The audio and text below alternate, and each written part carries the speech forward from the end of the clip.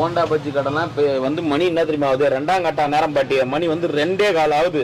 எங்க நாள் இருக்கும் உளுத்த வடை போண்டா.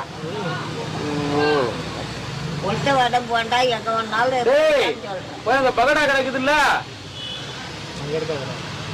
பகடா கடை போண்டா உளுத்த வடை என்ன போட்டாலும் வாங்கினோம். அப்போ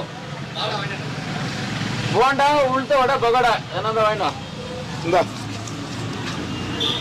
உளுத்த வடை போண்டா எதனா கடை போட்டுறாங்கன்னு பார்த்து வாங்கினோம். அப்போ இது விடாது போல இது இப்பயே வேணும்